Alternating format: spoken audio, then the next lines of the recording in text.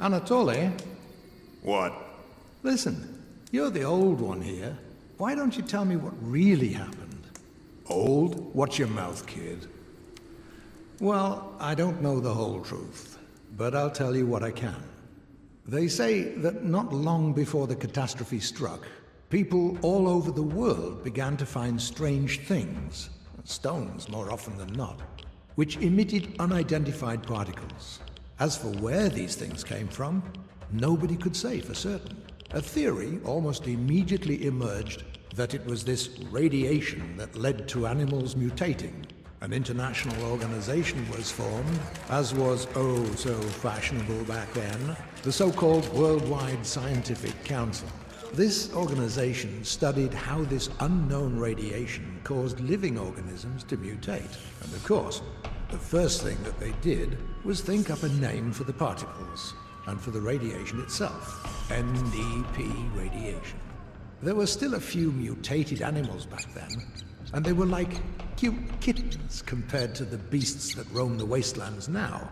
But the first research projects confirmed that this NDP radiation causes serious mutations in animals.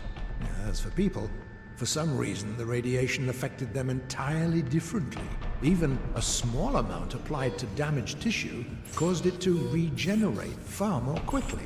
The body quickly recovered from illnesses, and even serious wounds could be healed using nothing but this radiation. On top of that, many other positive attributes were observed in practically all areas of science. The scientists couldn't have been happier. It was like manna from heaven to them. The discoveries came one after the other. New instruments and medicine. They learned to use sources of the radiation as power sources. How do you think some devices still work to this day? And thought up all kinds of other uses for it. But then, one fine day, the catastrophe struck. I was still just a kid back then. All I remember is multicolored rays appearing in the sky. Then everything suddenly went dark. I heard heavy peals of thunder, the heaviest I'd ever heard. The wind picked up. Stones fell from the sky. It was terrifying. The cities were in the grip of panic and chaos. People trampled each other, running wherever they could, just trying to find cover. It was a horrible sight. My mother and I hid in our basement, and my father tried to save as many people as he could. Then, it all suddenly stopped. The night of nightmares was over, and day broke. Wow! And then what happened? Just listen and don't interrupt. Many people died that night. All the largest cities were destroyed. All that we call civilization had turned to dust. It was like we'd gone back to the Stone Age in a single instant. And all humanity's problems disappeared. Everyone in the world suddenly had the same goal: to survive. That was when the monsters came. They surged into the cities that remained whole in huge packs, destroying everything alive in their path. In those days, our already diminished species became even smaller. But there were cities that could withstand the monsters. The military was able to lead the people. They began to unite, protect their ruined cities from the mutants, and find other survivors. Thus was the Confederation born.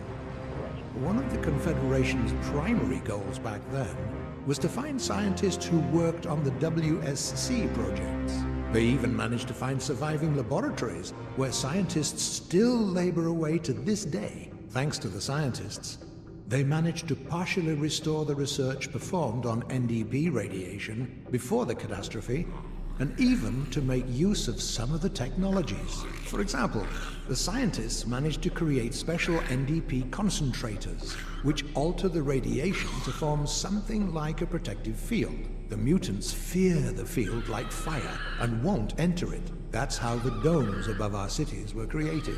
They protect us from the monsters. There's one more thing that the old world left to us: teleporters. As far as I know, it's some sort of old military tech. Only a few of them were put into testing.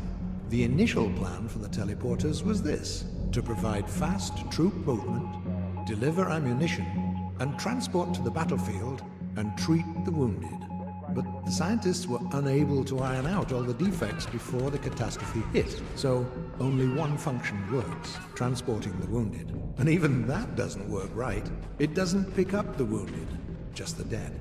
And not everywhere. Only in a zone of reliable reception, and even the transportation process itself is a big gamble.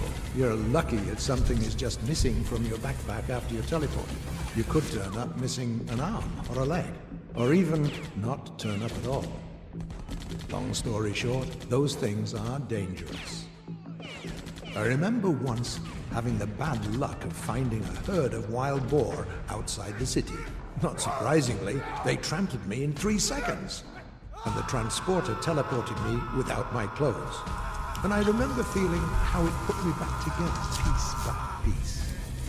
An unforgettable sensation, believe me. Although the daredevils in the arena use the transporters every day, and they seem fine, still alive. Quiet, do you hear that? Hear what? There's something there in the bushes.